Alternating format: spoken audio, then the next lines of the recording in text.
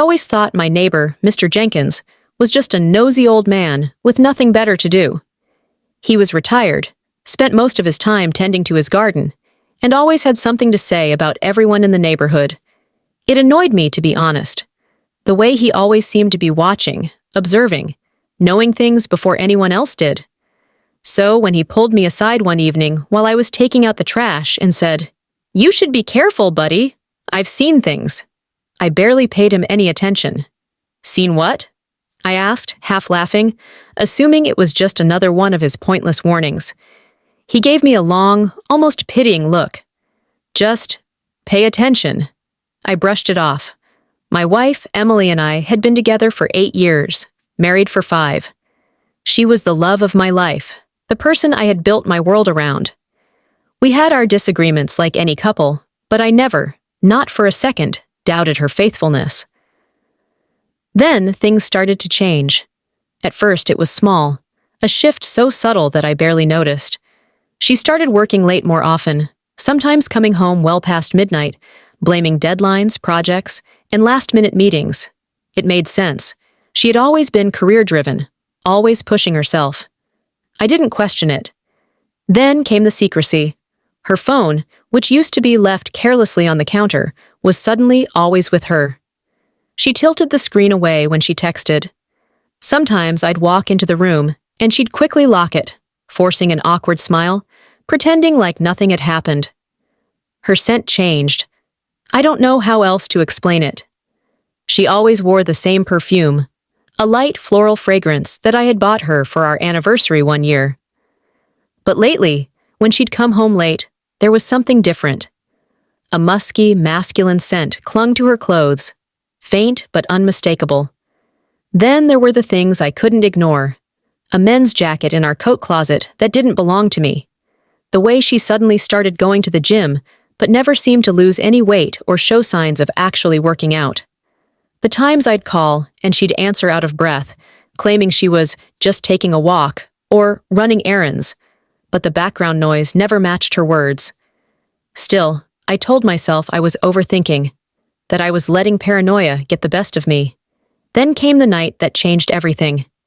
I had a gut feeling, one that I couldn't shake. So I told Emily I had a late work meeting and wouldn't be home until after midnight. She barely reacted, just nodded and said, "Okay, see you later," before going back to her phone. I left the house, drove a few blocks away, and parked in a spot where I had a clear view of our bedroom window. Hours passed. The house remained dark, quiet, and for a moment I felt stupid, like I was just torturing myself for no reason. Then, at exactly 9:13 p.m., the bedroom light flickered on. A shadow moved across the window, then another. My stomach twisted into a knot so tight I could barely breathe. My pulse pounded in my ears as I sat frozen, staring up at the silhouette of my wife in our bedroom with someone else. I needed proof. I got out of the car, walking as quietly as possible toward the house. My hands were shaking as I unlocked the front door. The house was eerily silent, except for the faint murmur of voices upstairs. Laughter, hushed whispers. My blood ran cold. I climbed the stairs one step at a time, my heart hammering so hard I thought it might burst. The bedroom door was slightly open. I could hear them now. Her voice, playful and intimate, so different from the cold distance she had given me for months. I pushed the door open. Time seemed to stop. Emily was in bed, tangled in sheets that still smelled like our life together. And beside her, half naked and scrambling to cover himself, was someone I recognized immediately, Mark, her coworker. They both froze. A heavy silence filled the air, thick and suffocating. Emily's face drained of color, her mouth opening and closing as if searching for words, some kind of excuse. It's not what it looks like," she stammered.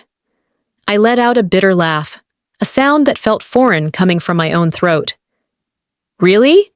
Because it looks exactly like what it is," Mark muttered something under his breath, grabbing his clothes off the floor.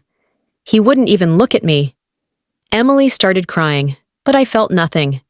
No anger, no sadness, just a numbness that spread through my entire body. I turned and walked out, ignoring her desperate pleas. As I stepped outside, the cool night air hit me like a slap, and then I saw him, Mr. Jenkins, standing on his porch, watching silently. His expression wasn't smug or judgmental, it was just sad. "You were right," I said, my voice hollow. He sighed deeply, nodding. "I'm sorry, man." I didn't respond. I just kept walking, knowing that the life I thought I had was already gone. And the worst part? It hadn't ended tonight. It had ended long ago. I had just been too blind to see it.